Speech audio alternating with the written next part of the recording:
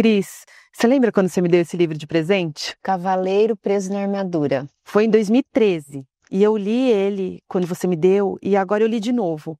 Quanta coisa tem para aprender com esse livrinho. Ele é fino, mas ele é riquíssimo.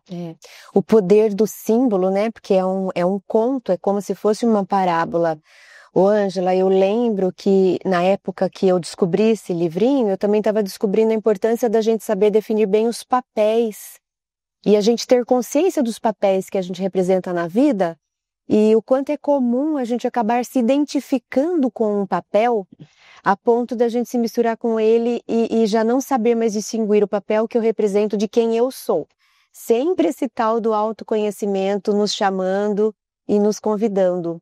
Eu lembro até de uma dinâmica que tanto eu já usei quanto você também já usou, eu vi em algum dos seus trabalhos, em que a gente propõe que a pessoa escreva em papeizinhos 5 papéis que ela representa na vida, né? Ser professora, ser mãe, ser filha.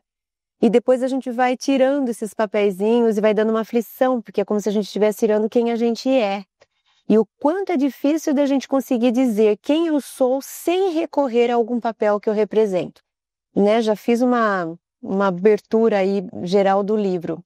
Mas que ponto que chamou a atenção? Já deu um spoiler, né? Já dei spoiler. Porque ele não consegue, o cavaleiro, se dispor da armadura, né? Desse papel que ele precisava representar. Mas quando eu li, eu conversei com um grupo de amigas sobre ele e a gente falou sobre o primeiro castelo que ele visita, que é o do silêncio, como é importante uma coisa que a gente não está fazendo, né, ultimamente, é o silêncio. Para se conhecer, se encontrar. A gente está vivendo num mundo tão barulhento, né, tão cheio de informações e conhecimento. Parece que aqui dentro, né, a gente está barulhento, né, com tanta informação. O que a gente está fazendo com toda essa informação que a gente está consumindo, que a gente está produzindo, entregando, né? E parece que está deixando a gente mais acelerado, mais barulhento, tão cheio e não está conseguindo lidar com tudo isso, né?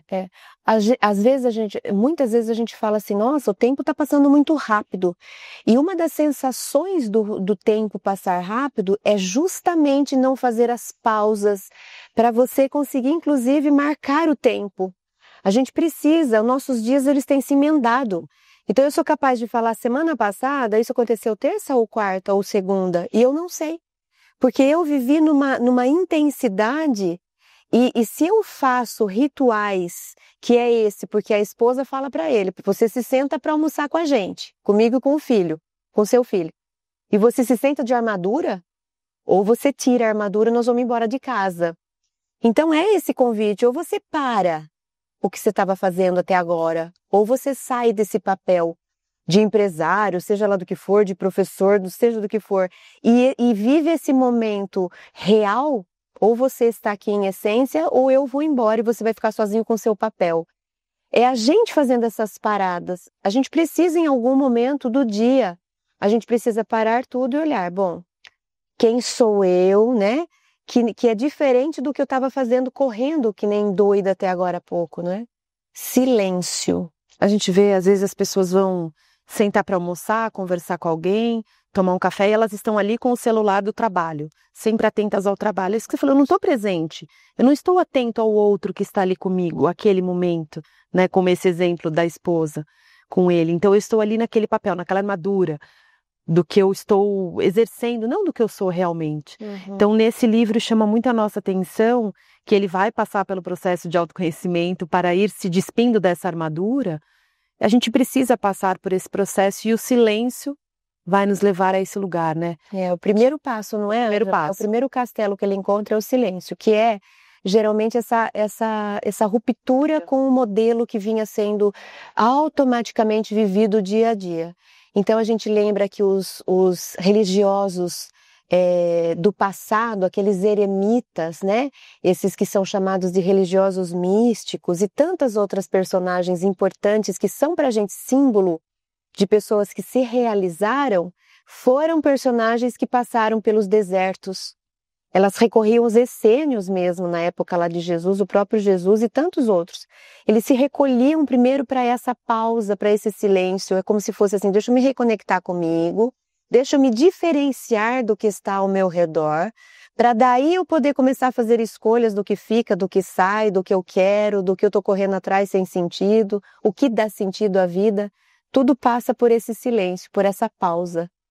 Parece para mim que a gente tem dificuldade de estar com a gente mesmo. Por isso que a gente tem dificuldade do silêncio, né? Quando eu fico em silêncio, eu estou comigo. E esse processo tem que ser aprendido, né? Treinado e aprendido. Porque só assim que a gente vai olhar e vai conseguir se transformar.